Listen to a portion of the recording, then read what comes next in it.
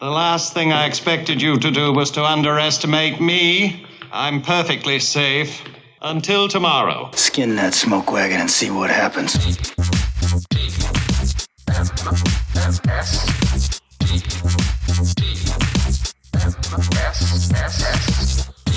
The morning stream. The tingling means it's working.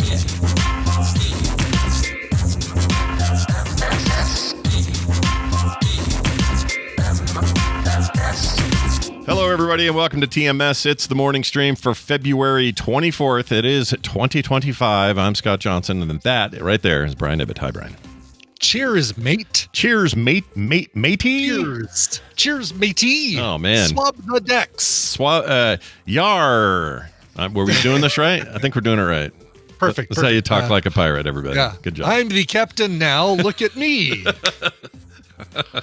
Little modern twist on piracy. I like it. That's right. Exactly. We have our old school pirates mixed in with our new school pirates. That's right. We need some rum. And we need ho ho and a bottle of rum. Oh, there you go. That's where the rum comes in. You got your treasure map, whatever else you need. Parrot on the shoulder, one wooden leg. We know what we're doing. That's right. Perfect. Anyway, Hi, everybody. It's us, and we're here to bring you a show. It is the morning stream, and we're happy to be here. Couple things to start us off. I'm very excited to announce. Let's see do I have some announcement music? I probably do. Let's go ahead and do. Is that a fun one? Let's try this one. No, that's boring. No, that's lame. No, that sucks. Here we go. Tickets for TMS Vegas will happen tomorrow. Yes, that's right. Tomorrow morning, right around the time the show launches, there will be tickets up. We, of course, will pop on the air and tell you that it's time, but tickets for TMS Vegas will be live. And here's the good news. All things swag have been locked down, and it will be less expensive this year than last year. That's right. The only thing in the world that didn't inflate Yeah, no kidding. in the last 365 days, TMS Vegas, baby. That's what. Now, Go figure. How is this possible? I can't promise that the burger you eat when you're there isn't more expensive. I don't know. I don't know how things went over the last year in Vegas, but this is actually the first time in a long time where I didn't do at least 2 visits to Vegas in the same year. Last year, we went to TMS Vegas, and that was it. That's weird for us. Usually you are, especially for you. Usually they're way more than I am, but yeah. Well, in past years, there was one year that I was there 7 times. I can't remember what year that was, but I had a year I remember where my record was. I went 7 times in one year, and it was all for different things. Like, it wasn't for just always go there, go play some slots, eat some food, come home. There was some reasons for each of those visits that were separate. Last year I had a concert, a separate concert that I went to. But this year, it looks like it's just going to be that one trip, which is fine. Yeah. Just fine. Yeah, not a problem. The year prior, I went with the kids in May, I think. So like 2 weeks later, 3 weeks later, we went again. It's like, I don't know what happened this year. We just didn't do it. So I am excited to see you all there. And guess what? You're going to have tickets soon, so you can prove yourselves as to who you are when you arrive. Also, little side note here. This is nothing to do with any of this except it's TMS Vegas. But TMS Mashups, Jamie. Jamie?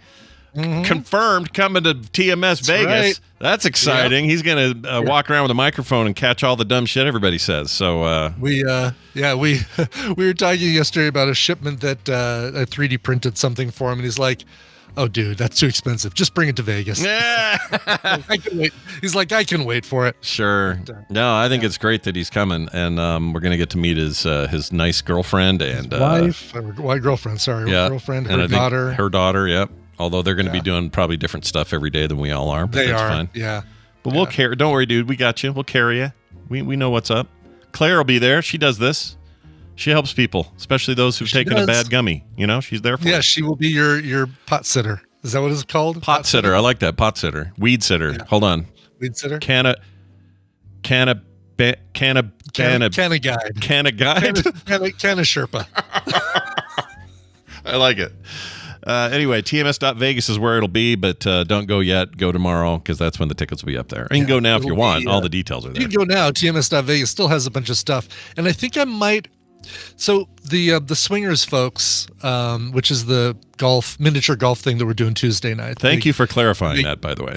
Yes, I know exactly. I want to make sure, and I wish it was called like Swingers Golf, but it's just called Swingers, and it's like, all right,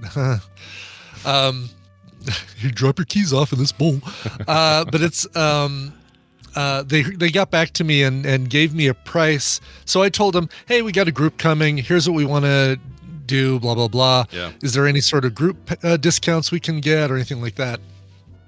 And they did get back to me. To give us like a little section, like a little event space separate from where we would go to play golf. So we just basically have a little hangout area and then a place to play.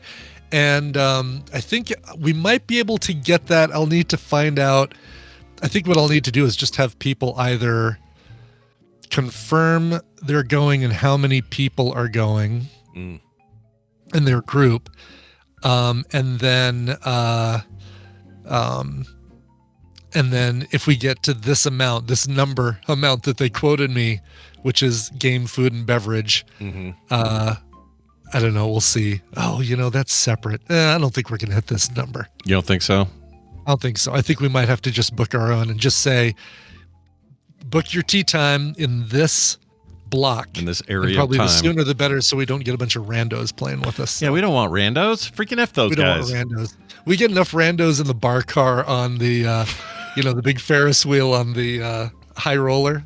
Yeah, there's not a great way to avoid that either, is there? There really isn't, because it's just basically who shows up, and we all stay clustered together, right? So it's like all 18 to 20 of us in a group that go up in there to say, yeah, we want to be in the same bar car. And then like 2 people will be like, hey, all right, let's do the bar car. And then they get in there and they realize it's the 2 of them and like 20 of us. Yeah. And we're all shouting, Fartgas, drink. Well, Dan, anybody at home who's like coming, you're like, oh, I don't want to do this. I don't want that thing. I'm afraid of heights. I'm downstairs in the. I do not do it either for the same reason. There's a lot of people. Who don't, and that group is getting bigger and bigger. The group of non-participants, which is great. Yeah, we're happy to be the ground level people. Then you got you guys upstairs. Kim always goes. She likes being up in the sky. Yeah. So, more power to everybody who likes heights. I can't freaking do it. I can't do it. Doesn't matter. Even an airplane is barely enough for me to not see what's happening below me. Barely enough. So, if there was an equivalent ride where you had to crawl through a vent like your John McClane in Die Hard, then you all could do that, and I would stay outside of that because that's the thing that I can't do. I was going to ask you, what do you think's worse, that or the Andy Dufresne tunnel? But it's obvious it's the Dufresne tunnel, right? It's the Dufresne tunnel just because of where it ends up. Yeah, you're in a Poo Pipe. You can't. You're in a Poo Pipe, exactly. Yes, you're in Nakatomi air vents that aren't even that used. It's still sort of under construction. That's not so bad. But either way, you don't like the closed spaces. I get it.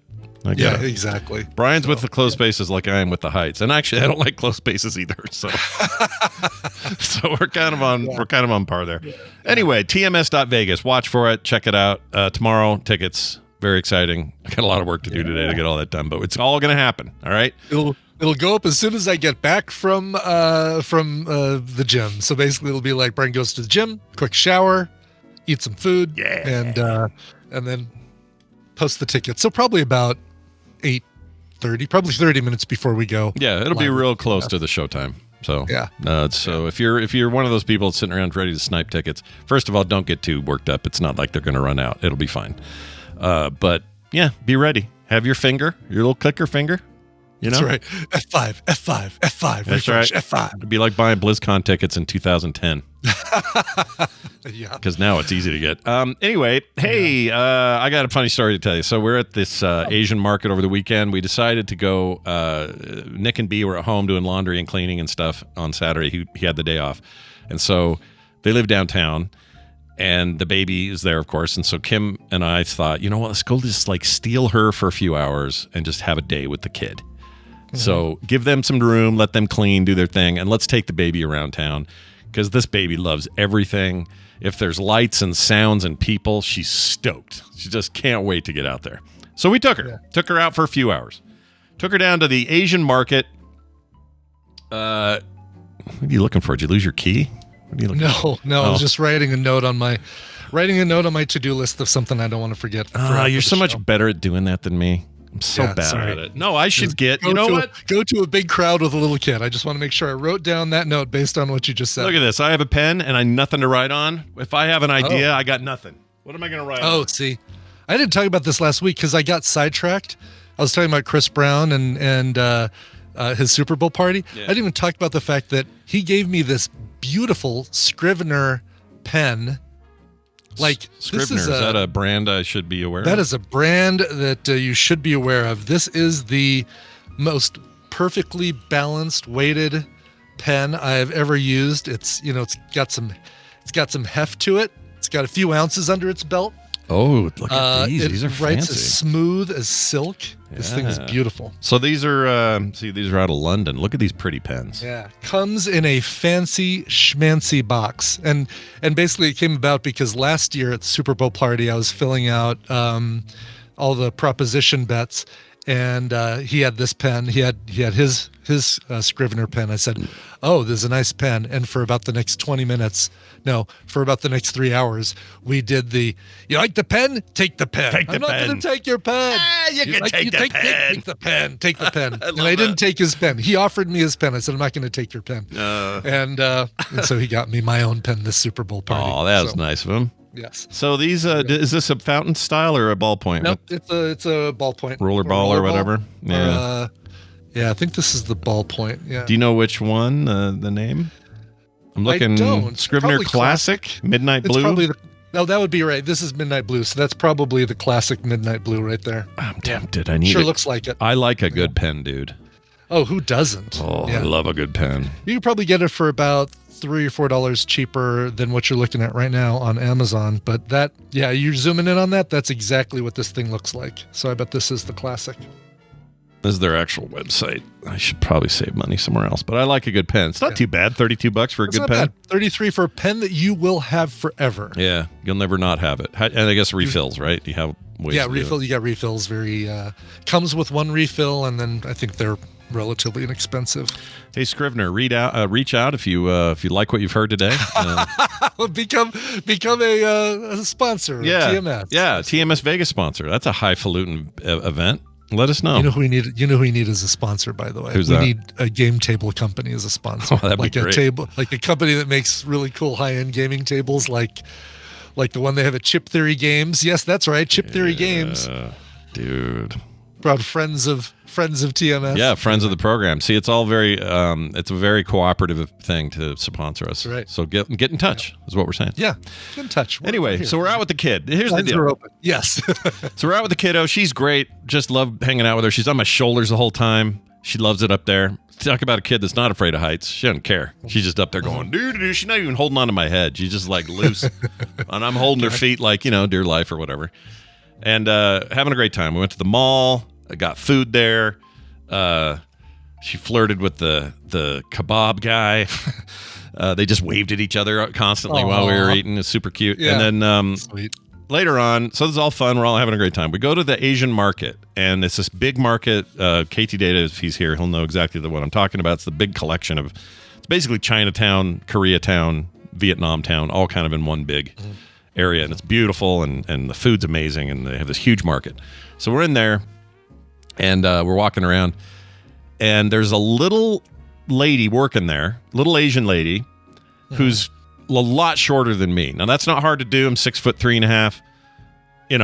I'm a tall guy, so most people are shorter than me. But in her case, she's a lot shorter than me. She's probably only comes up to the pockets on this jacket, just like a little. Oh gosh, Yeah. really short. Very, Okay, very yeah. short, and it was just totally fine. She's wearing like the uniform of the place, and is putting vegetables and things, and just working the produce area with these. By the way, can I just say the Asian produce is not like normal produce. They've got like roots that look like a space rock around it. Like Groot's head. It's like you're walking by a whole bin of Groot heads. Yeah. and like red flowery things that look like you found a new planet in No Man's Sky. And right, you know what I mean? The fruit that looks like it would hurt you if you picked it up with spikes all over it. Yeah, it might explode if you get too close to it. Right, yes. So that place is already a little bit crazy, but it was busy and she was running around and doing stuff. And I could see that she was looking at a thing that was too high for her to get. Mm-hmm. So I thought, well, I'm going to do what tall people are meant to do with our stupid superpower and help pull it down for her. So it's a box and it had something in it. So I said, let me help. And I reached up and I grabbed it and I pulled it down to her. And she goes, "You too tall, you too tall, you too tall," and started walking away. I didn't say, didn't smile. There was no, I know, just yank it out of her hands and put it back. But all she could do is yell, "You too tall," and walk away and like not even make a face at me. Really? Yeah. I was a little sad about that. Did you not even? You didn't get a thank you. Just a "you too tall." You too tall. You too tall. Yeah. You too tall. And then she left. Wow. And she just seemed not mad, but kind of, I don't know. It's hard for me to explain. And look, I grew up in a family that was very mixed. We have, all these Korean siblings and their families we'd meet and everything.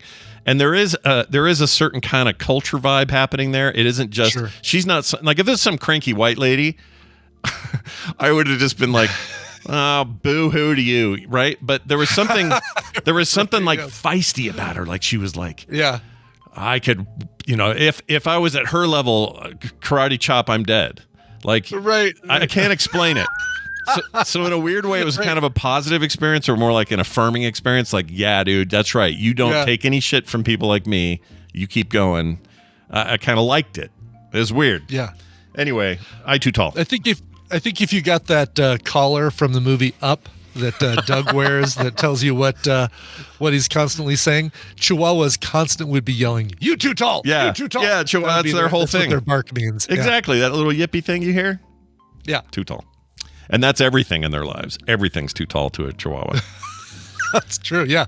Yells at the fence post, That's right. the mailbox, the bookcase, everything. It was great though. We bought some, Korean things and some cool. There's a new pho place I want to try. There's all kinds of cool stuff in there. It's really awesome. I love how Asian markets seem to like have the ones we have are both of them close to me. Are in strip malls, and all of the restaurants all around them are like, "Oh, I want to go there to Korean barbecue. Ooh, I want to get pho there. Ooh, I want to go there for dim sum." It's like, they say, "You're here for the market already. Why not come to our restaurant where we're using that food you just bought?" Yeah, and they're working their asses off, and you can tell how into it they are. And the pricing isn't bad. The restaurant food is lower than some equivalent up the road. Like, I freaking love it. And they're all, you can tell their families running these places, and there's just something going on, man. So I walk in there all white and 6'3", going, "Hey, what's up?" And everyone's like, "Oh, man, you too tall, you too tall." Right. Anyway, good times. Hey, Brian, remember our kombucha discussion, and we were talking about whether we like the chunks in it and all that stuff? It was thickened liquid or whatever. I think we both agreed we don't want the chunks. No, we don't like the chunks, eh? Well, we got a call that's a little scratchy. Apologies for this. It's not us. It's something with his phone. I can't tell what happened. Maybe it almost sounded like he was electrifying himself, like rubbing a balloon on himself the whole time. Okay. But here's his commentary regarding that. It's about 29 seconds. Here you go. Hey guys, Nick from Ottawa here. On Thursday, you were talking about kombucha and chunks floating in it. Those are called, the big chunk is called the scoby, or the mother. It's a bunch of yeast cultures that break down and ferment the kombucha. Generally, you don't drink them. They are removed. I used to brew kombucha a few years ago. I called my scoby the Yeastie Boys. Anyway, just figure I'd let you know that. Talk to you later. Of course you named them the Yeastie Boys. That's incredible. Yeastie Boy. Mom's just jealous. It's the Yeastie Boys. Yeah, SCOBY stands for Symbiotic Culture of Bacteria and Yeast. Oh, it's an acronym. Didn't know that. It's an acronym. And here's a picture that'll just make you so hungry for kombucha. Let's take a look that. here. That's a kombucha SCOBY. That looks like half a peach. What are you telling me here? Look at this, you guys. Holy shit. Oh, that's gross. Yeah. Oh, what gross got out the most today? That did. That would do it. Yeah. So that's what, like floating at the top or something, or at the bottom? Yeah. Okay. Yeah. Damn. Here's Damn. Here's what it looks like in the jar with the rest of it, with the rest of kombucha. Oh, see, that looks like something you'd find on the. Remember the intro to the first year of American Horror Story? It does. This is like when you've got that really clipping, like really clippy way too processed audio. Yeah, That's what they're showing. Yeah, this is like Nine Inch Nails. Doll head. It's like Nine Inch Nails era doll. Yeah, like there should be a little head in there, floating in there. Yeah. Or eyeballs or something. Oh, that's foul. Nope. I don't want to drink anything that requires you to do that. So he says you take that out, I guess, and then you're left with. But see, the problem is there's bits. Whether or not you take that lump out, you can't there's get all of bits. it out. I mean, I guess you could super filter it, but I get why it's good for your gut. I truly do. Sure. But I'll do kimchi. Kimchi's good for my Greek gut. yogurt. Thanks. Yeah, there you go. Yogurt. Greek It's yogurt. It's got the good kimchi, daikon. Yeah. Things that don't taste like somebody's rotting butthole. How about that? Exactly. Yes. Thank you for that. Anyway, big thanks for that. Brian, you and Randy put something together. I'm very excited about this. Please tell the folks. We did. So this is kind of a film sack thing, but guess what? It's for everyone. It's not just film sacky. Randy and I are huge Oscar nerds. Like, we both try and see all of the Best Picture nominees. We use it as kind of like a bellwether to like see what movies we need to see before the beginning of March every year. Even before that, we're looking at the Feinberg forecast and saying, all right, what are the movies that are on the Oscar radar? Look and see what does well at the Globes, at the SAG Awards, etc. And so we have a special episode of Film Sack that we did last month, and we're doing another one, or I guess earlier this month after the nominations were announced. And then we're doing another special episode on Thursday because the Oscars are coming up on Sunday. And we want to open it up and see what people think are going to be the winners of the Oscars this year. So if you go to tiny.cc/filmsackoscars, all lowercase, tiny.cc/filmsackoscars, then it'll take you to our Oscar pick'em pool. Now, here's what's really cool about this one. It's, when you do a regular Oscar pool, you've got whatever it is, 20 things you have to choose from. And that makes it where if you're playing with a large group of people, a ton of potential ties because, well, everybody guessed Complete Unknown for this and everybody guessed Wicked for that. With this one, you've actually got 2 picks that you make for every category. One that you're putting 40 points on and another one that you're putting 20 points on. Or there's other levels in some of these. So if I went Monica Barbaro for a Complete Unknown for 40 points, if she wins, I get 40 points. If she loses, but I chose Zoe Saldana as a secondary in the 20-point column, I get those. Exactly. Yeah. Right. Or if you're really sure that Felicity Jones is going to get it for the Brutalist, you can mark her for both and take 60 points if you're correct. So on ones where you're 100% sure, it's like, oh yeah, no, Timothy Chalamet is going to be getting Best Actor, then you can put both of your picks on Chalamet. Yeah. And get 60 points for that guess as opposed to hedging your bets for a couple choices. Like Best Picture, I mean, I've been raving about Conclave, but I feel like The Brutalist has a really good chance too. So I might put 40 on Conclave and 20 on Brutalist. It's exactly what I did, actually. I'll tell people now. I that's my vote for Best Picture was Conclave. Big points, small points, Brutalist. I haven't even seen Brutalist. It's just all this talk about it. It feels like it's happening, but exactly. So so there you go. So get in there. It's really easy, and if you don't want the complexity, just put both of your picks for the same item, and then it's just like any other Oscar pool. So, and you might get kick-ass points. Who knows? Yeah, tiny.cc/filmsackoscars. Yep, I will put a link right here. There will be a link in the Discord. There will be a links. We're going to share it on all of our socials, all of our Film Sacker socials. Hell yeah. And have some fun with it. Yeah, I love this kind of stuff. This is awesome. Yeah. Well done. I also love the description of how the points work is great because you have a fake example of who's the best Cardinal. The best Pope. You're the best Cardinal. Yeah, it's amazing. It's an amazing way to illustrate how the scoring works. A reference to the great movie Conclave. There you go. Yeah. I think Conclave's going to win, but whatever. What do I know? Here's what's weird. I didn't realize that this stuff was voted on already. We're already well done with the votes. So there's a winner for all of these categories right now. We don't know what they are. They have to print up the cards and put them in a they have a whole thing. I don't know why in my head it was like, oh, they probably do it the night before. I don't know why I thought that. And then somebody's staying up all night with their printer, printing out every card that Warren Beatty's going to misread on stage. Yeah, sure. So I went digging though because I got curious. I was like, have these ever gotten leaked before? Because of the time involved. They did once, didn't they? I couldn't find anything about leaks. Okay. I remember there being a controversy one year. Was it? Maybe it wasn't the leak, but... I mean, the Beatty thing is definitely maybe the worst. The Beatty thing is Can you imagine? Biggest oh, gosh dang it. The hoops they must jump through now to make sure that never happens again. You know? Right. Because I'm thinking, like, did she... What did it turn out to be? That she picked up the wrong envelope? I can't remember what the deal was, because they definitely read the wrong name from a piece of paper. They did, and I think they read it from, because it doesn't, the piece of paper that they open up, the envelope doesn't have the nominees on it. They read the nominees from a teleprompter. Right. The winner's just in the envelope.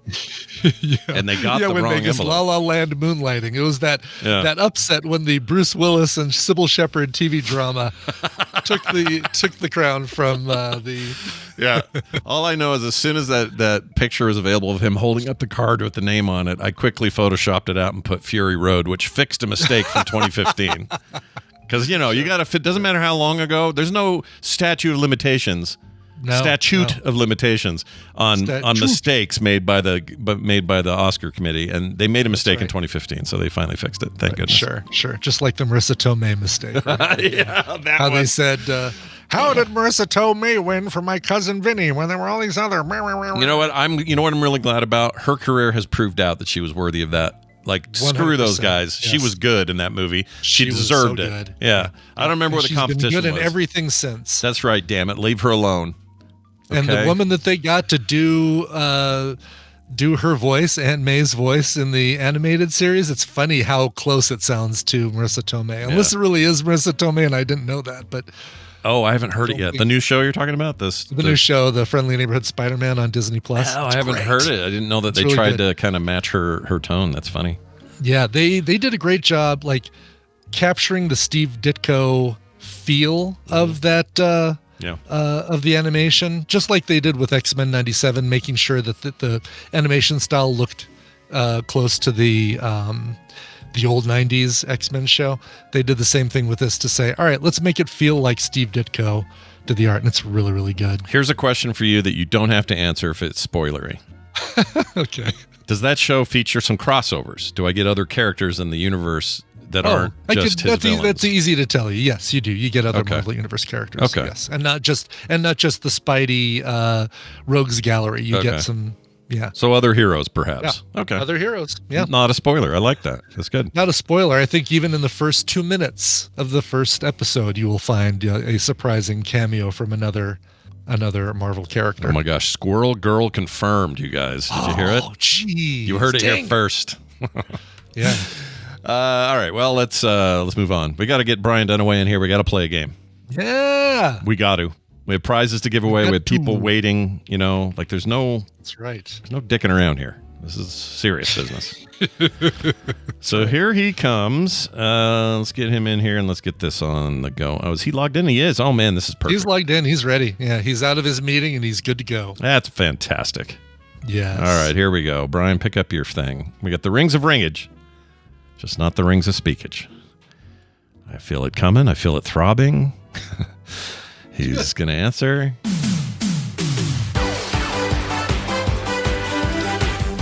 Hey, you guys, guess what? It's time for us to play a little Monday morning half-asses with one Brian Dunaway, who joins us now. Hi, Brian. Oh, hi, Scott and Brian. How's it going? How was your meeting? Everything go okay? It's fine. So, how's any meeting go? Not good sometimes. Sometimes bad. Best you can hope for a meeting is that it's short. Yeah, exactly. Yeah, that's true. You want a nice short meeting, and I hope that's what you had. By that metric, I won. Yeah. Good job. Oh, good. Good job. Well, that's so you're doing metric down in South Carolina. That's fantastic. That's right. That's right. Hey, let's get to it. Brian, Ebbett, explain these rules. Explain to us who might win. All the fun stuff you do each Monday. Sure. Like this. Welcome to the Morning Half-Asses, a trivia game where I'm actually going to be giving these two guys the answers. I'm going to give Scott and Brian a category and 6 possible answers, 3 of which are correct. 3, like that scoby thing in your kombucha, are just plain wrong. Depending on how confident you feel with the category, you can provide 1, 2, or 3 guesses, but if any of those guesses are wrong, you get 0 points for that round. 1 gets you a point. 1 right gets you a point. 2 right gets you 3 points. Listen, I could just do a recording from now on, Dunaway. No, then I wouldn't get all the entertainment. Yeah. Exactly. And 3 gets you, count them, 5. 5 points total. If the player with the most points after 3 rounds wins the prize for their contestant, and I've pulled contestants from members of the Tadpole that ain't able to be here live. Let's get to them. Scott, you're going to be playing for Amanda in Gardner, Kansas. Ooh, I like playing for the ladies. Amanda. Mm-hmm. And Brian, My sister's name is that, and I always have to emphasize the duh part. Duh. That's a brother's prerogative. Brian, you're playing for Barry in Chicago or San Francisco, wherever he happens to be. The Barry. That's fantastic. The Barry. Yeah, the actual Barry. That's great, dude. I like it when Barry is more than just this. You know, we talk about Barry a lot. He's got a lot of he's the deep state of TMS. He's like in the. We don't talk about Barry. Yeah, he's kind of like the 5th Beatle of TMS. Yeah, no one sees him. No one. You just hear about some of his inner workings, and he's getting shit done, but you don't ever really see this guy's face. Talk and all that stuff. Yeah, exactly. It's exciting. All right, well, let's get to it, and we'll talk about the prizes here in just a moment. But first, we need to get to your questions. Let's get to question number 1. Countries with a higher population density than Germany. Which of these countries have a higher population density than Germany? Meaning more people per square mile, if you know. Wait, what does that mean? Yeah, it means more people per square mile, Brian. You know what? I've never known what it meant, so I want to tell you that I appreciate you explaining that. Oh, because I didn't know that. Okay, yep. Yeah. There we go. I've always heard it, and I assumed it just meant people in small places or cities packed in. I just thought it meant you were dense. Well, you mean the question, not the explanation. Not an explanation. Oh, I gotcha. All right, your choices are Netherlands, Taiwan, Pakistan, Italy, Japan, and China. Which of those have a higher population density than Germany? Oh, but you're my density. People per there's a lot of This is the trick, because there's a lot of land in some of these places, right? Correct. Yeah, might throw you off. Yeah. All right. Well, I know there's at least 3, so we're gonna give these a shot. Pew pew pew pew pew. All right. Okay. See how we do. You both locked in, and you both locked in on Japan. Japan absolutely has. This one doesn't tell me what Germany has, but it tells me what the other ones have. Japan has 865 people per square mile. Not foot. Oh, that's close. Not per square foot. They're all stacked on top of each other. I just always thought was that fact. So correct. Japan is correct. You guys split on your other answers. You each did 2. Scott chose Italy. Brian chose Taiwan. I will tell you that you chose Italy, the boot, and I chose the other shape. Yeah, whatever the shape is. I don't even know what the shape of Taiwan is. Yeah. The cheese doodle. Taiwan has an amazing 1,689 people per square mile. Whoa! 1,689 people. Italy has 518 people per square mile, meaning that Japan and Taiwan are correct. 3 points for Brian. Netherlands was the other one. Netherlands has 1,081 people per square mile. It felt cramped over there. They're very cramped people. Yeah. Yeah.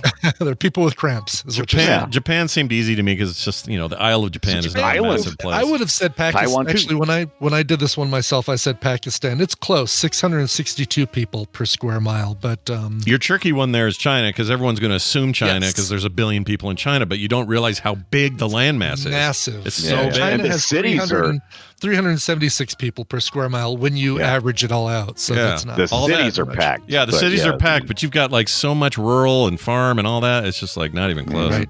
All right. Rice patties. Am I right? Am I right? You are Do right. I know my China or what? You I have do. no idea. You really I've seen a don't. lot of movies. Nailed it. Yeah. Good job. Perfect. Yeah. All right, let's get to Brian, 3 points for that one. Scott getting points on the next one. Let's see if Scott can get some points here. You guys both should get this one. Oh, 3 Christ. Amigos characters. Which 3 of these are characters from the film, the legendary classic film, The Three Amigos? Your choices are Levi Slim, Lucky Day, Ned Nederlander, Dusty Bottom, Gil Buckman, and Smiley Burnett.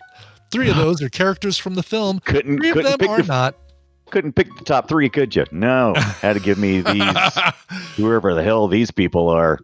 I think God, it's been like 2 decades since I watched this. Hold on, Ned Nederlander. Nederlander. I think I know it. It's been a while. It's been a while since One feels right, but the other one I'm not sure about. I just don't know. I don't know. Fair enough. All right, you guys both settled on Lucky Day. Yeah, Lucky Day is absolutely one of the 3 Amigos. And Brian, you just lucked in on that one. So there you go. Congratulations. You get a point for that. Now, Scott, you went big and added Dusty Bottom and Ned Nederlander to it. Yeah. And I'm here to tell you that was the right move. Oh, look at those you, are your Scott 3 Amigos. Jorgensen.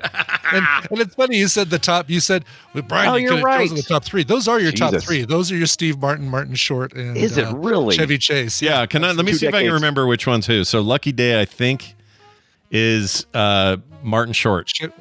I thought Ned was Martin Short. Ah, shit. I probably have it wrong then. Okay, so let's say that's it. So Lucky Day. He was Little Ned or something like that in the older movies. So Lucky Day's probably Martin and Dusty Bottom's probably Chase. Do I have that right? I think so. it's the opposite. Right. Okay. Oh, is Dusty Steve Martin? Like I said, it's been 20 years since I've seen it. It's been a while, I can't yeah. remember. I loved that movie when I saw it, but Yeah, me too. are these other people real? These other names? It doesn't say that they are, but Rufus says that Gil Buckman was from Parenthood. Oh, which I think was Steve Martin, right? Yes, it had to be Steve Martin. That's a sneaky one. I like that. See what I wonder know. if Levi Slim nothing. might be another, another Martin Short character, or Smiley Burnett might be another. Martin was Little Ned. So Dusty Bottoms was Chevy Chase. Lucky what's Day Chevy was Steve Chase? Look at that. Martin. Okay. There you go. Lucky as Steve. Look at that. Yeah, well done. I think 3 Amigos is definitely sackable. I think we should do it. It's one of those comedies that is it's more than just, hey, here's a dumb comedy. It's a thing of its time, very specific, had a huge impact. We absolutely should sack that movie. Brian's right. I vote Brian's motion, carry it forward. With a plethora of votes. That's right. Oh, that guy. Oh my gosh. And you know who's great and underrated? He's very brief in it, but very early on, John Lovitz plays the movie guy. Yeah. He's fantastic as that. He plays the movie guy? Producer or director or something. Yeah. Oh. He's like a studio owner back in the day, like the Mr. DeMille kind of thing. And he's great. He's freaking great. He's underrated. How you can tell it's a mail plane? Anyway, all right, let's get to last question. So we got ourselves a tight game here. Scott with 5 points, Brian with 4. Going into the last question, you guys got to pull out all the stops on this one. And too bad you don't have Barry here to help you. But which of these 3, or which of these 6, which 3 of these 6 are sizes of wine bottle? You've got your choices of Magneton, Jeroboam, Graveler, Granbull, Nebuchadnezzar, Imperial are your 6. Nebuchadnezzar. It sounds massive, doesn't it? But how about I could really go for a Nebuchadnezzar of wine, please. Yes. So big. Which of these 3 are, or I'm sorry, which 3 of these 6 are sizes of wine bottle? Well, let's see. Dunaway only needs 1 to tie it. But if he gets it wrong, I could win with 1. But maybe I do 2 to be safe. I'm going to be 2 to be safe. Or 3. I did all 3, Ryan Dunaway. I did all 3. Don't you worry about me. Oh, congratulations, because guess what? I did all 3 as well. Oh, good. We've done this one before. I can't remember what the answers were, though. No, we haven't done this one before. Of course we have. I don't think this card was not flipped up in my box. I've never heard these names before, so I don't think this is it. Dunaway's thinking about the time he was drunk on wine, and they were all. I think you may have heard 3 of these before, Scott, because your answers were. Oh, by the way, you can say you guys selected 5 different ones. Like neither of you doubled up on anything. Oh shit. Brian, you chose Imperial, That is correct. That is a giant wine bottle. You also chose the Nebuchadnezzar, and that also is a giant wine bottle. I don't know. I don't know the actual sizes on these things. Scott, let's see. Brian, you chose Magneton. Scott, you chose Graveler and Granbull. Those last three I said are all Pokemon. Graveler, Magneton, and Granbull are all Pokemon. Let me tell you this. Okay. I know nothing about wine bottles, just the sizes of them, but I definitely remember Nebuchadnezzar and Imperial, and I was guessing at the last one. Man, if you so we've done something. Yeah. With this. I just don't know what. I don't know what either. Let's see. I think I'm going to give you guys a thing. You can put this on screen, Scott, but I think this is Barry holding up. Oh, is it not in my... Barry? Oh, maybe I don't have it in my wine list or my wine thing here. While you're looking that up, somebody in the chat says that John Lovitz was not in that movie. Yes, he was. Here he is. He played the character of Morty, and here's a picture of him in the movie with... And he might even be a... I forgot. It might have even been a... No, there was a deleted scene with Jane Lynch, I think. Was it Jane Lynch? Oh, really? Jane Lynch? Weird. I didn't know she was in that. Yeah, there was a deleted scene that took out somebody's performance completely. But look at young Phil Hartman too. Yeah, Phil Hartman hanging out with him. I forgot Phil Hartman was in it, to be honest. He must have been kind of quiet. Know that at all, But there's the three chuckleheads, and there's Morty, the film mogul, and he was fantastic in it. So take that, chat. Take that. Take that, chat. Take that, chat. Did you find it, Brian? Sorry. I did. Let's see if this works. It's one of those dumb HEIC photos, so let me know. I think you can download it and open it that way. That'd be fine. Let's see. Yeah. Yeah, I can do that. Cool. Why are you giving trash to the HEICs, man? Well, it's not super compatible with like quickly displaying it in places. Yeah. You know? Which is, oh my God, I'm going through that. Quality, we like that aspect of it. Why do I gotta look at all this stuff? Oh my Lord. Tell me what that is again. What's that size? I don't know what size that is, but it is freaking a massive wine bottle. Like it is. It's as big as Barry. Taller than Barry's torso. I was going to say, you could put Barry's head on it, dress it up in a suit, and call it Barry. That's crazy. That's wild to me. Looks like he's wearing the matching shirt for sure. Jeez. Oh my gosh. Good job, Barry. Well, he would know. He's a cork dork. He is the cork dork. Hey, that means, by the way, congratulations going to Scott and by proxy, Amanda from Gardner, Kansas. You're going to be getting a copy of 911 Operator, and Ellipse on Steam, courtesy of... Don't worry, Barry. You're going to get the better game. Maybe. You're Barry, you're getting a copy of Chicken Invaders 5. I don't know what that is. There you go. I've played 911. 911 Operator is actually pretty fun. It's like a kind of chorecore kind of cool thing. I don't know what Ellipse is, and Chicken Invaders 5 is definitely not a thing I know about. But Barry, congratulations regardless. That's fantastic. Yes. Also, right, Barry, let us know what size that bottle is. I'm real curious about that. He didn't know. I asked him. He said it's like 4 magnums. Oh my gosh! Magnum is the bottle size I've heard of, and that's like they call it the Barry. Yeah, they call it the Barry. That's Barry size is what that is. They should call it the Barry. I love that idea. All right. Well done. Hey, Dunaway, I was worried I was going to lose today, and I just feel better about my whole week, and I hope yours isn't ruined. Is your week going to be okay now that you've lost? I'm great, man. Yeah, that's good. You are a great man. I agree with that. Yeah. One of my favorite people in the world, everybody. Make sure you're checking out his YouTube channel and his Twitch channel. He's always like streaming stuff and getting prepped for the Play Retro this weekend. We got that coming up, and we're doing Space Quest, if you can believe it. Oh my gosh, Space Quest. Oh my gosh, I can't wait just for the puns, the horrible gameplay. It's going to be great. The bad gameplay that doesn't hold up, all that stuff. It's going to be wonderful, but a very influential series that, deserves its place in history. So that's our job on Play Retro, is to do that, is to talk about it, and we will. Dunaway, in the meantime, go suck a nut. Okay. Bye. Oh, jeez. Well, I was trying to throw him off, and it worked. Yeah, like you meant a boiled peanut, obviously, clearly. Oh, yeah, I didn't mean nothing else. Yeah. Nothing, no other meaning.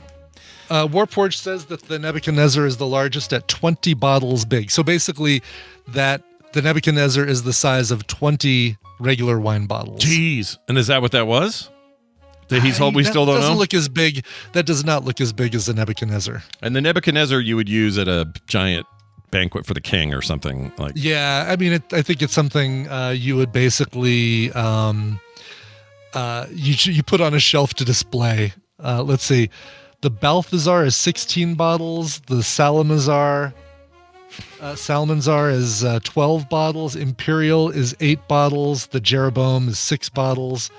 The Magnum is 2. The double Magnum is 4. So what Barry's holding might be like an Imperial, which is the equivalent of 8 wine bottles. It might be bigger. It could be a 12-bottle Salmanzar. Yeah, it's pretty big. I don't know how you travel with that. Yeah. Like, is he putting that in his crate and bringing it to Vegas? Probably not. Yeah, I don't know. Yeah. Bobby says you put it in a water cooler dispenser thing. I like that. Right. That's one way to distribute the wine around the office. Yeah. All right. It is time for us to do a little bit of news. So here you go. Today's news is brought to you by Eating Indian rice that had already been chewed and not knowing about it. Yeah, we were at the mall and the Greek food we got was good, but I didn't see Kim feeding the baby some of the rice.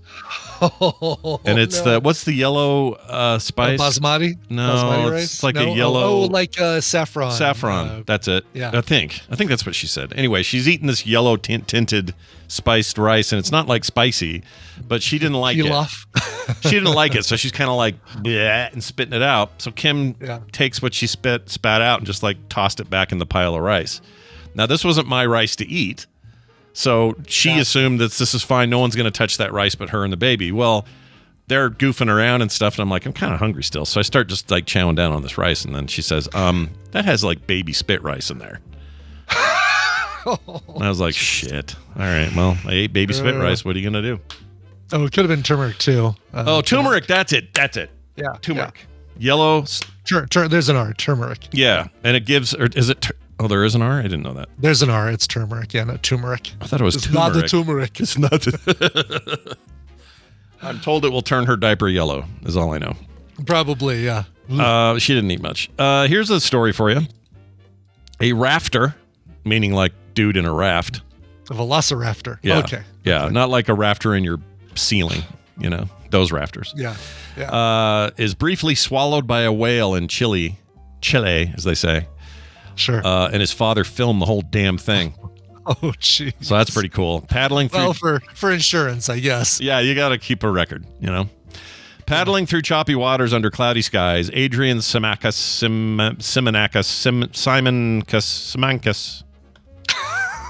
I don't know how you say that. Simonkus.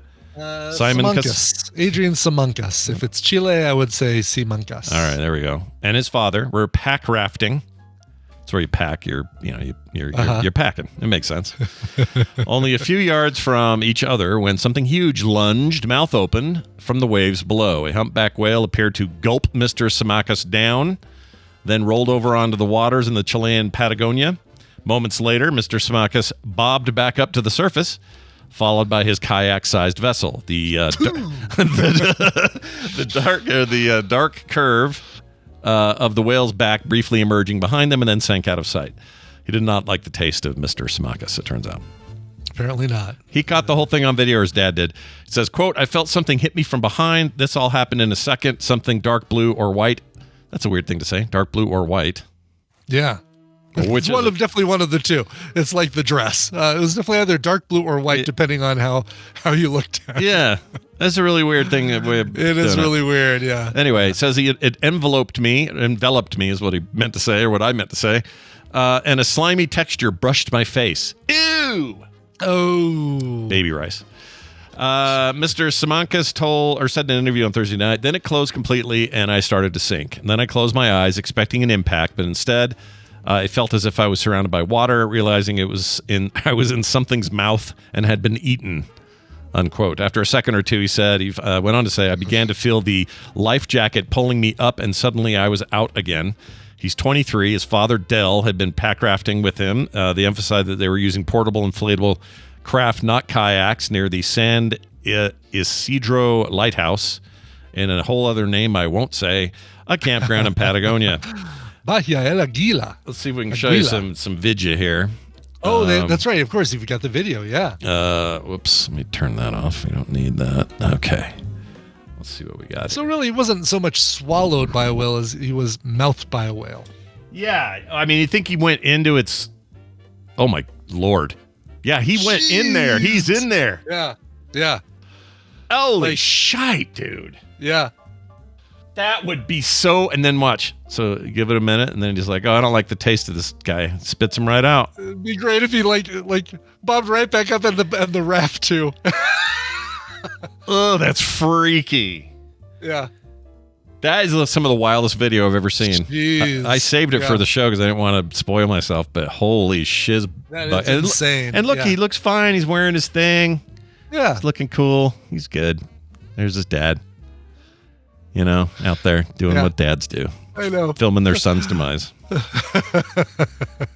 That's really crazy, man. No kidding. It's like, I mean, what do? Do you stop filming? It seems really weird to not stop filming as soon as your son disappears from view. Yeah, I would be. What would you do? That's the only problem with this. When you see that kind of thing, you go. Yeah, I mean, it's not like, what am I going to do? Go swim over there and punch the whale with my fists? Yeah. Because you're thinking, at that point, you're thinking, oh my God, he's gone. So I wouldn't keep filming. There would be no reason for me, like, well, I guess I'll keep filming in case, something else happens. Yeah. That's wild, man. Yeah. I guess Disturbed Angel says you can tell the camera is just a 360 camera on the dad's raft. Good point. Oh, he's it's not mounted. holding the camera. That's a good point. Yeah. Yeah, they even swing it around at one point. He's not holding it. I don't know why we didn't think of that. Thank you, Disturbed Angel. You're like the detective in the room that's got the cool head. You're keeping us real. I appreciate that. Yeah. Somebody else said, who said?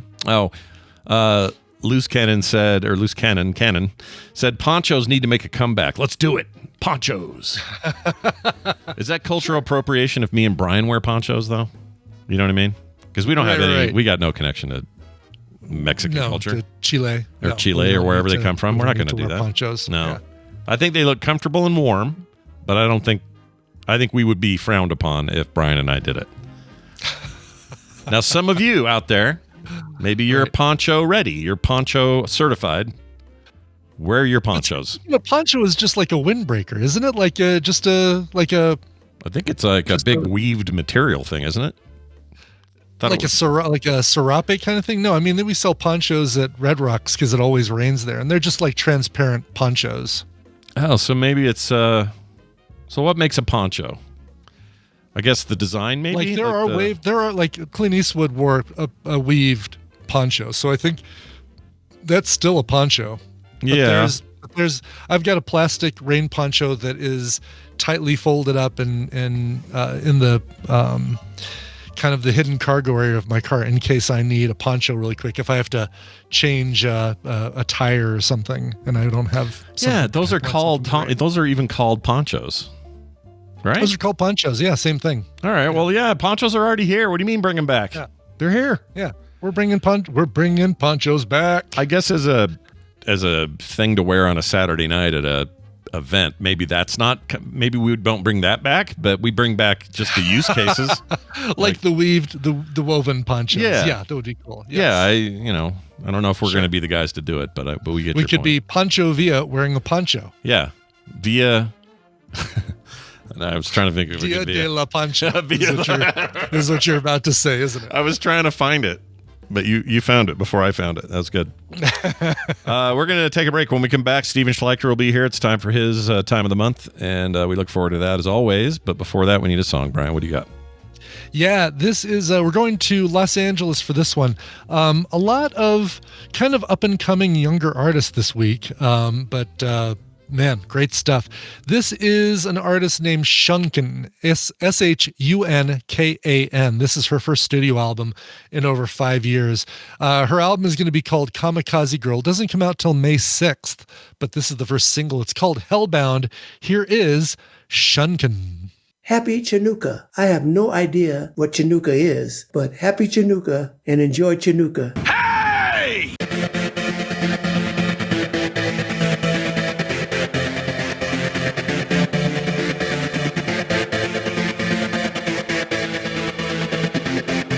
And we're back. Tell me more about Chinooka. I mean, that song.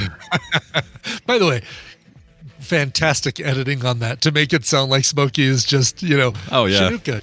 It's two-way. It was a lot of extra stuff, and it was so long, and it was just like, oh, God, we got to make that palatable for the foreseeable future because it's so good. It's so good. Brian sends me this clip out of nowhere, and I'm like, my first reaction was, Smokey Robinson's still alive? The hell's that about? I thought he had died years and years and years ago. Right.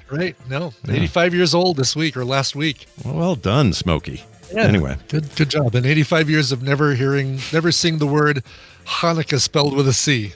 It's a long time to go without it, but... It is. Anyway, what you heard, the music, very close, was Shunkin, or maybe it's Shunkin, I don't know. Shunkan. That's her brand new single, Hellbound, coming from her album Kamikaze Girl, which comes out in May. Get it. Be ready. Write it in your calendar. Right. Right. Let's see. We got to get not Dunaway, Steven in here. Schleicher. I have to show Schleicher what I picked up. Oh, you picked something up, did you? Well, then you'll be putting that down when he gets here. And now, welcome Steven to the show. He's a huge freaking nerd. Dollar bills, y'all. Look who it is. Steven Schleicher joining us from Hays, Kansas, the headquarters of all things major spoilers. Steven, welcome back to the Monday edition of TMS. Hello, Scott. Hello, Brian. Hey. Hello, Steven. Hey, man. What? Ibbot's got something to show you. Or let me send you a video here. Oh, wait. Here, I'll send you a video. Yeah. There you go. Right. You can see it in Discord. Okay. So I picked these up. These are the first two graphic novels in the Marvel Premiere Collection. These are very, perfectly sized for a bookcase. The bookcase I have, which has shorter shelves than the full-size graphic novels. And it's Daredevil Born Again and Black Panther, A Nation Under Our Feet. And it's basically the reprinting of those issues. Like the Daredevil Born Again, I don't know how many issues this is, but it's got even a lot, yeah. But it's even got you're not going to be able to see it, so washed out. But it's got the original artwork, the pre-ink. Oh, nice. Pre-ink and pre-colored artwork, and even the storyboarding. I think this one probably has it too. Nope, it's got all the alternate covers. That's also a huge one, Nation Under Our Feet. Usually on the back it says which issues it reprints, but it doesn't in this case. Isn't the writer, it's a Dario guy, what's his last name? Dario something, that made Born Again, the writer for that? No, this is Frank Miller. Frank Miller and why was I Mazzucchelli. Why was I thinking of I was thinking of something else. There's another Born Again series. Yeah. This one even comes with a foreword by Charlie Cox, the actor who plays Daredevil in Born Again. Nice.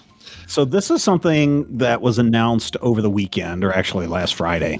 More Marvel Premiere Collection titles coming in 2025, including Civil War, Wolverine Old Man Logan, Hawkeye Barton, and Bishop are the three that have been announced for 2025. I'm buying all of these, man. These are great. They're the quality, the paper quality is great.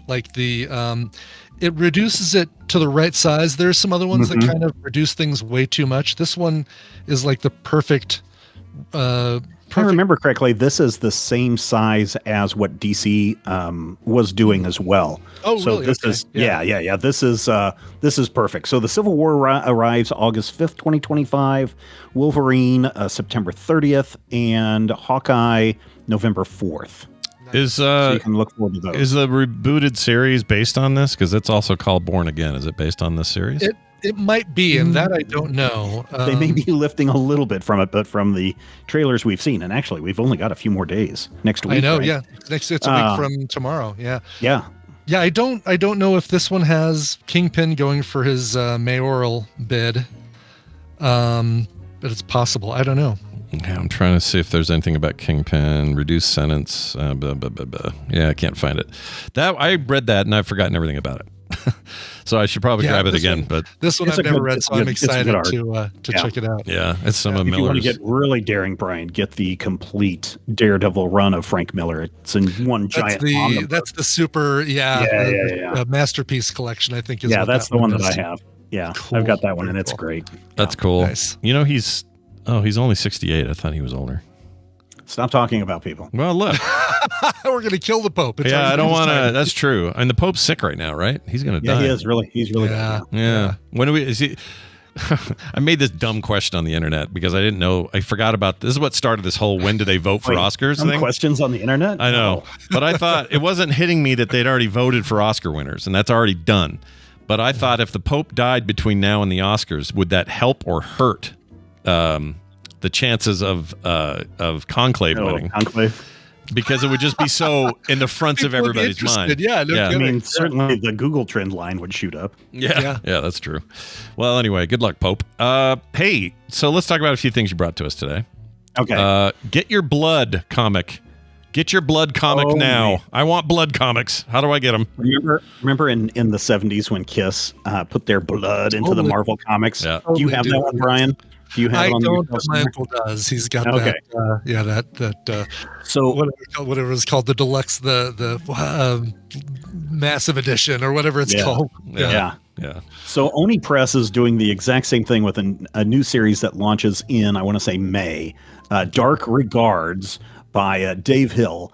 And it will feature his blood along with a couple of other editor Kerry Bowlers and the owner, Oni president and publisher Hunter Goranson are all adding blood for this variant cover. Only the variant cover, not the inside. That if people are into that kind of thing, they can get it. Okay, so is it how much? See, this is always my question. How much blood? Like a drop? Well, like with Kiss, I think it was only a drop each or something like that. But then you spread that out over 1 million copies. It's like very, very little. I don't even think you can get DNA evidence out of it. I was going to say, I'm not sure you're going to be able to clone Kiss from your comic book cover. Nor should you. And I'm sure it's the same. I'm sure it's the same way. Yeah. I'm sure it's the same way with Dark Regards, but I just thought that was interesting because I know we've talked about the Kiss Blood comic before, and I thought that maybe people might be interested in.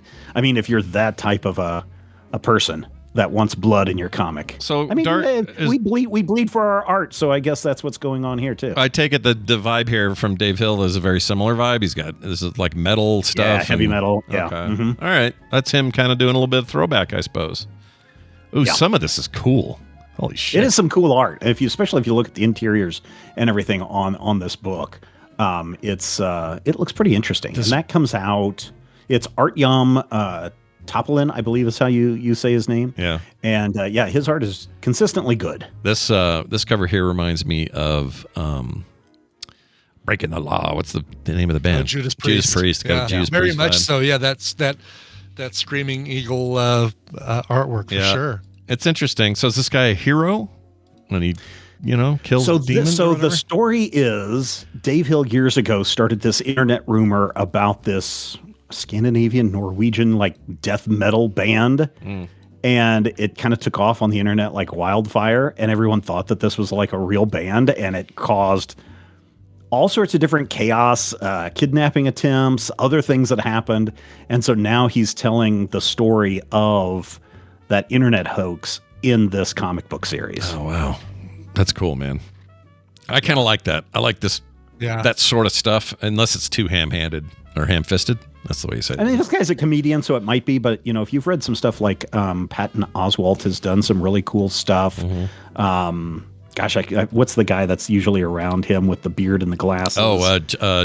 David Posehn. Yes, he does some comic books as well. Can't think of his name. And they're really good. So, I mean, I'm not saying that all comedians can write comic books, but those guys are huge. There was a documentary I saw years ago where those two were just going to comic book stores through half the documentary. So Posehn, him, and then what's her name that does the crazy voices all the time on stage? I can't think of her name. Blonde. She's kind of crazy. Anyway, they just spent, this documentary was awesome. Oh, Galifianakis was in it. It was just like them back when they were all just like a touring. I wish I could remember. Brian Posehn, that's the name. Thanks, guys. Maria Bamford. Yeah. It's a great little doc. I don't know where it is or where it can be seen right now or even what it was called, but it's a great look at like the comedic side of these same people, but also they are big comic nerds. And they just spent like half that documentary like hunting down comics while they were in different cities and stuff. It was pretty great. Anyway, there's my recommendal on a Monday. Enjoy. For a name I can't remember. So that's comedian. That's it. Tally's right. Comedians of Comedy. That's what it was called. Comedians of Comedy. That's great. What a great name. Yeah, worth watching, guys. It's very, very good. All right, let's also talk about Constantine 2. Yes, that's right. The movie is real, right? Yeah, well, not yet. First one was so good. I mean, some people love that the first movie. one. Some people hate that movie. Big fan. I'm a big We had a fan. good time with it on Film Sec. I don't know if I would have liked it had it not been with you guys. Yeah, it helps. But also, what helps is Stamara's freaking devil. There's no better Satan in the history of films. Yeah, for sure. So did they So get him Keanu back or Reeves- what? Yeah. Well, this is what we have. This is what we know. Keanu Reeves pitched an idea to DC Studios, and they said, "Yeah, that sounds like a cool idea. Go ahead and do it." So now they're going to commence with the script writing stage. This is not going to be a reboot. This is not going to be another take on the tale. It is same universe as that original movie. So for people who are fans of the original movie, hey, you're in for a treat, maybe. If you hated Constantine, then, you've got something else to avoid on a Saturday night while you're wearing your poncho. Well, fair point. For those who don't know, this is Peter Stormare as Satan. And I just want you to look into the eyes you see there. That is a man who you never would have picked for this role. But once you see him, oh my gosh, he's good. So good. Yeah. So that movie kind of fair to Midland until he shows up, and then you're like, holy shit, this movie's awesome. Anyway, if they end up making a sequel, sure, I'm in. Let's go. Are you? Yeah, Okay. I am. All right. I'm fine with it. Well, now you can be excited. I'm going to guess that we're not going to see this movie for 4 years at least.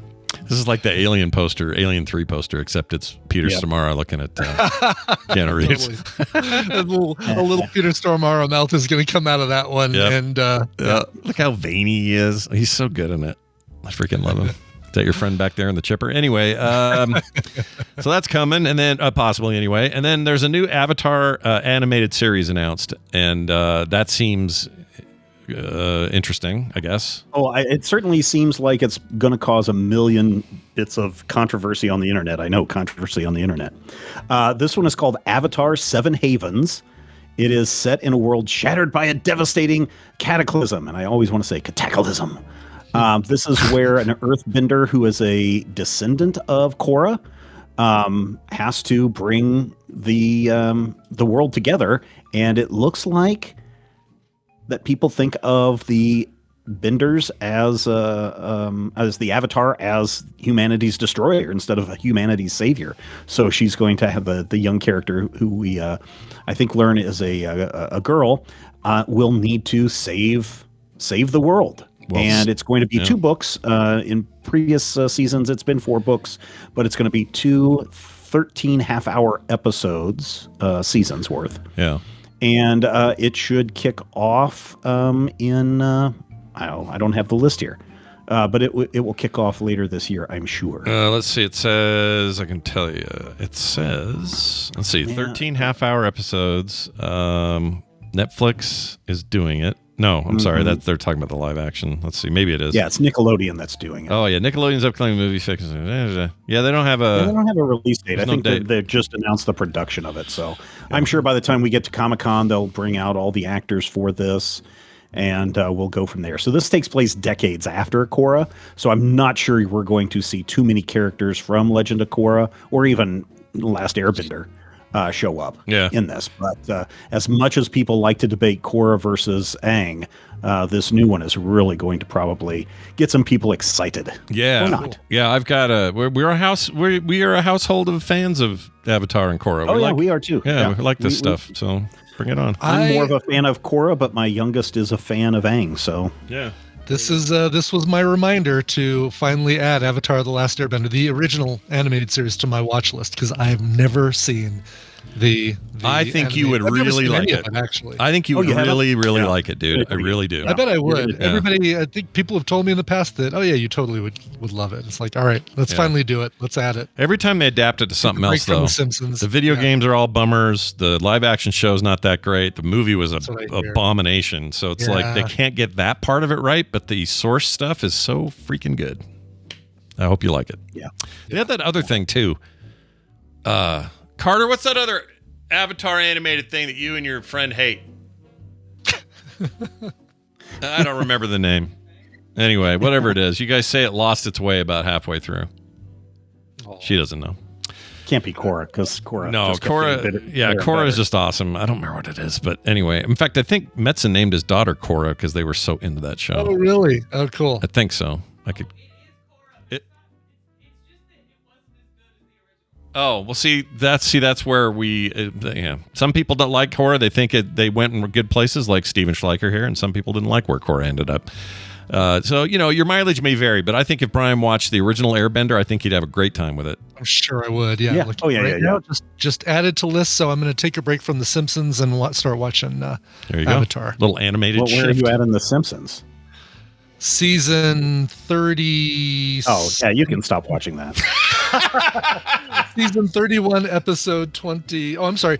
I apparently just started season 32. Episode 2 is the most recent one that I watched. See, now here's where we have a divide as well. Brian and I both think The Simpsons has merit, even in its long tooth. Oh, sure. And, these season 29, 30, 31 have dipped a little bit, but still funnier, as funny as a lot of the other choices out there. So yeah, I'm still a fan. The big dip for me was the teens, the teens of years, and even then I'm fine with them. It's not a big deal to me. But, I stopped watching somewhere in the 20th season. Okay. My youngest, who just nonstop binges everything. He has watched every single episode of The Simpsons. Wow! So he is completely caught up. It's a journeyman. Yeah, he is. He'll just sit there and binge them all. That's great. You got to watch. If you watch nothing else, Stephen, watch the episode that makes fun of the long gap between Avengers: Infinity War and Endgame, when Bart finds out whatever their equivalent of Avengers is.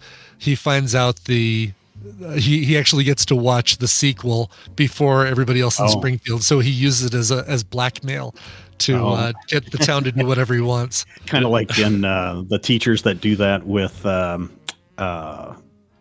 Game of Thrones, right? Right. If you kids don't do your homework, I'm going to spoil each chapter of Game of Thrones by writing it on the board. That's the one, exactly. Wow. Yeah, I don't. Is Radioactive Man part of a super team of? He's not. No, it's a whole different group, but each one is very close to an existing Avenger. Like there's the Iron Man is like Tungsten Man or something, and nice. That's great. There's a Hawkeye equivalent called Hot Shot or Cool Shot or something like that. That's perfect. I love it. Yeah. I'm Did you way guys ever, behind. like, when your kids were growing up, I guess they didn't have access to reruns of The Simpsons like kids do now, but like I'll walk in and he'll be watching The Simpsons, and then it's early season stuff, and I'll just start quoting like the next 5 lines that come out, and he's like, Dad, how do you do that? It's like, when I was a kid, that was the only thing you could watch. When I was not a kid but younger, when I was in college, you'd come home from school and they'd be running Simpsons reruns, so how could you not memorize? Carter does that to me with King of the Hill. If I have a King of the Hill episode, she basically knows it by word, like every word. She knows everything. I don't know why she knows it so well. I know she watched a ton of it and still watches King of the Hill all the time, but really knows her King of the Hill to the point of embarrassment for me because I know about half of it. I didn't realize this, but that episode, I just put the movie poster for its episode. Let's see, season 35 episode. No, not 35. Season 31 episode 14. Oh, okay. And it's Bart the Bad Guy, and you get Kevin Feige, Joe and Anthony Russo, Kobe Smulders, and Taran Killam doing guest vocal or guest voice work in there. There's the Russos right there. You can see those guys. And then who's playing this horrible, disgusting Thanos? Thanos-looking thing? Yeah, I don't know. Gross. Oh, it's Kevin Feige is Chinos. Yes. Chinos? Fantastic. Chinos. That's great. Nice. Oh, it's like Taran Killam is Airshot. That's right. That's the Hawkeye equivalent. Who's this Ivy woman here? Is this supposed to be like kind of Grutish? That's Hydrangea, and that's Kobe Smulders. All right, that's freaking great. And Homer's asleep. It's nothing like really, a little Marvel, funny. Disney, Fox synergy. Yeah, man. Yes, everybody owns everybody now. You can do whatever you want. All right, well, this is great. Watch for the new avatars, is what we're saying. Steven, anything else going on at Major Spoilers you want to tell people about?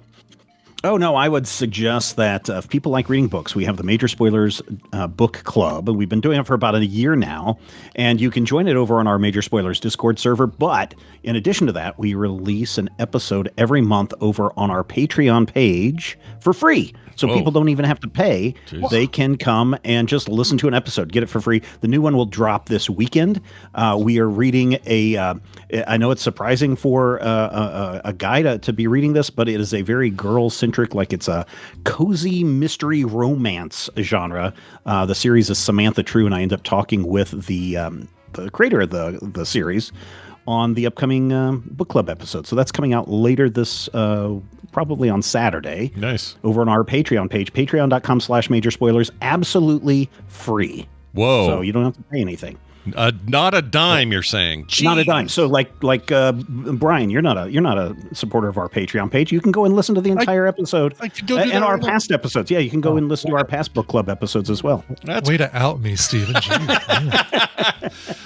Things are tight. Yeah. It's the economy, stupid. Yeah. And that's why I'm giving it to you completely for free. There you go. Look at you doing, you know what? You're deflating. That's awesome, actually, yeah. Deflation over at Major Spoilers. That's fantastic. Right. Exactly. Right. Steven, stay out of trouble, all right? And we'll see you. Oh, and drink. Yeah, drink things. Yep. Bye.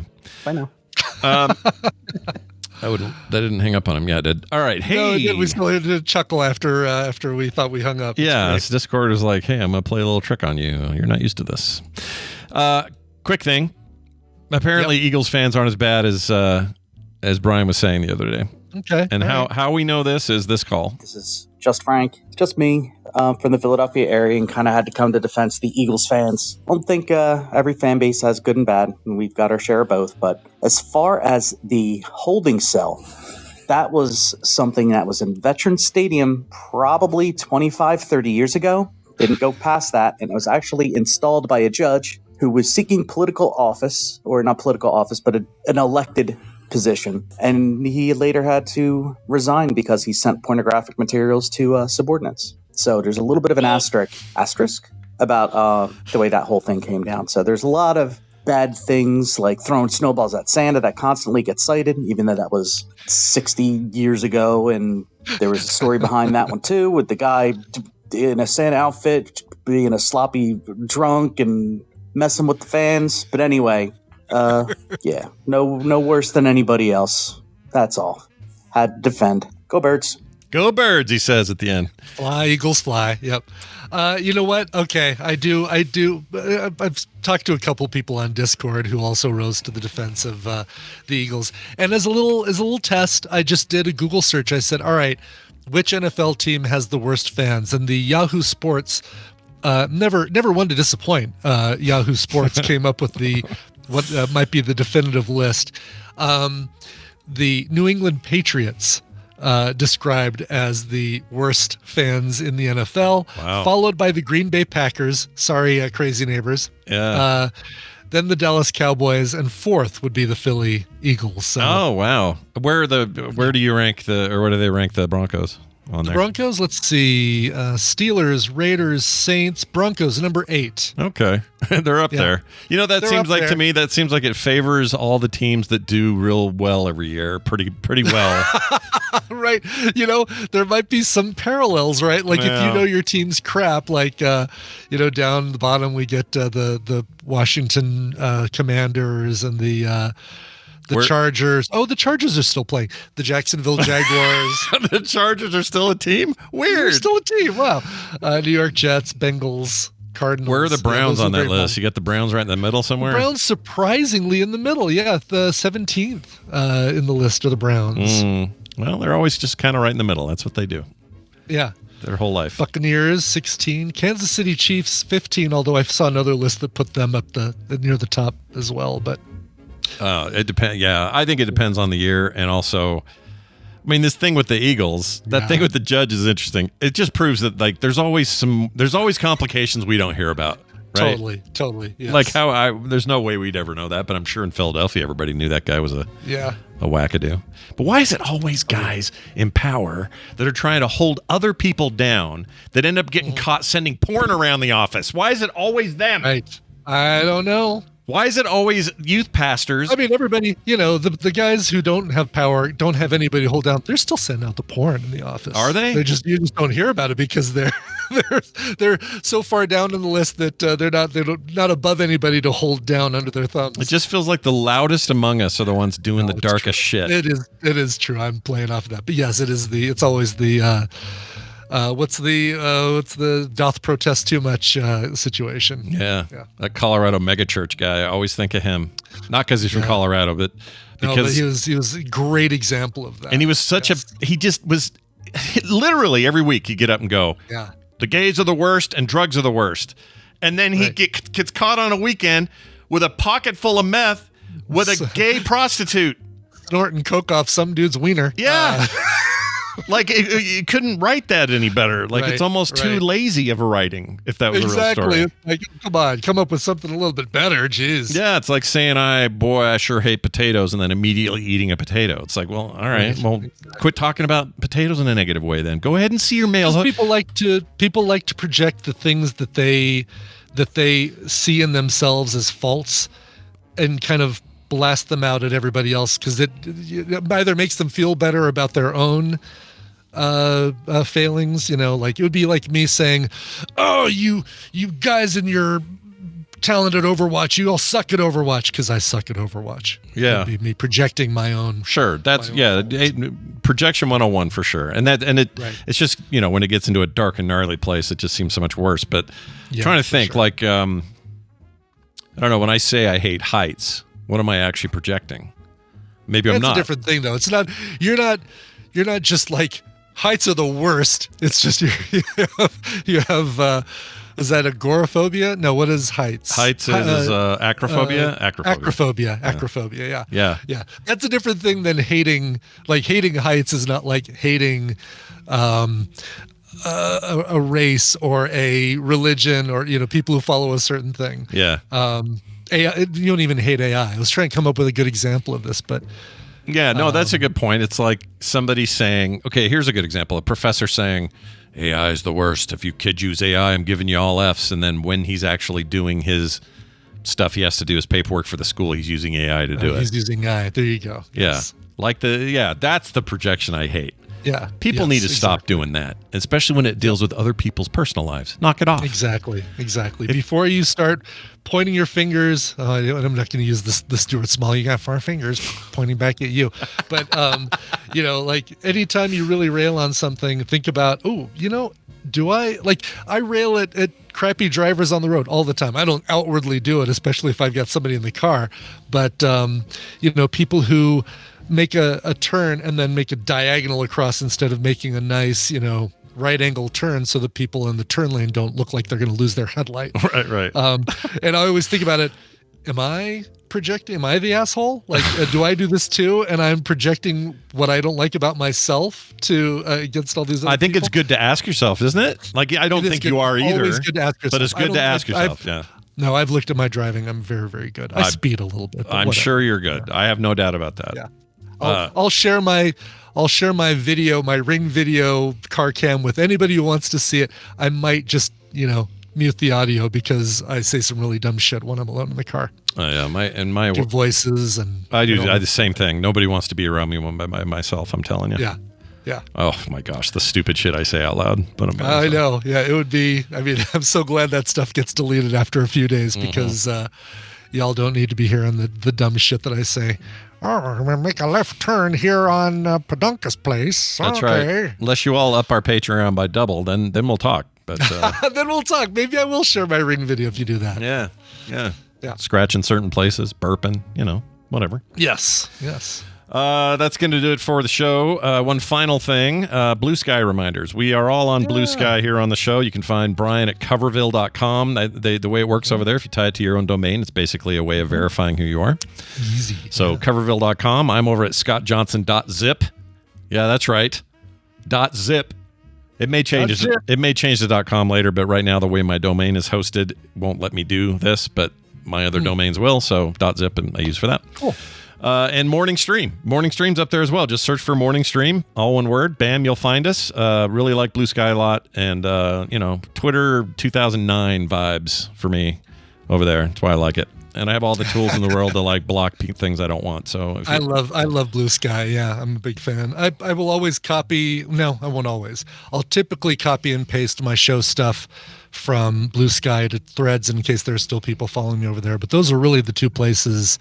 Same. I should use Instagram more. By the way, you see my video of the I think I posted this on Instagram, the video of the the cheerleading team for the Colorado Mammoth came out because it was Marvel Comics night at the Mammoth, and they came out and did the Deadpool dance from the beginning of Deadpool Wolverine to. Let's take a look here. NSYNC's Bye Bye Bye. I don't. The last one I see is your Orange Theory visit with the 2000 thing. Well, there we go. So yeah, apparently I haven't. I didn't post that there. I must have put on Blue Sky. Check Blue Sky really quick. Let's see if I can find it here. Blue. Okay. I could also just send you the video. I have it right here. Coverville. Let me double check here. Here we go. Coverville, Blue Sky. Oh, whoops! It's got your old one. Let's get rid of that. Okay. We are bringing it up. I see Twitch. I see a car. Wes says I put on Facebook. This is so worth it to find it, Scott. I'm just going to give it to you because I have it. If you have it there, I have it handy. Good. I have it handy. This is the problem with all these services, man. We forget where the hell we put shit. I get it. Did that do video or did that just copy? That just gave me an image, I think. Yeah, let's see. Copy. Although they look like a bunch of robots out there. Are those? They do. Yeah. Those are Deadpool. Deadpools? Okay. Yeah. There's some Deadpool. Here's the still that I saw, everybody, but we'll get video here in a second. Here you go. Go to the. Is that turf? Is that turf? It is turf. Okay. It is turf. Yeah. Okay. Just curious. Check. I guess it would have to be turf because you guys are it's the middle of winter. Duh. Yep. All right. This should work. Okay. One last time, Scott. All right. Here we go. Coming across Discord. Here we go. Technology at its finest. Download. Yep. Put it on the desktop. It's a QuickTime file. That should work. Oh, maybe not. It would have been great if they all had the long yellow ponytail like Lady Deadpool, but... Well, that's really weird. It won't... Well, let me... Here, I'll do it this way. Hold on. Okay. Life finds a way. You also don't have it sharing on the... Yeah, I'll show it in a sec. Oh, okay. Cool. Okay, there you go. All right, here we go. I'm hitting play. Whoops. You guys remember PC Games? Whoa, not what's PC this? Gamer. There we go.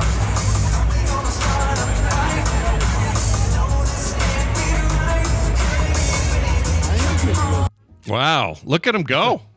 Yeah. They're doing that NSYNC deal they did in the movie there. They're just like Ryan Reynolds did in the movie. Yep. That's fantastic.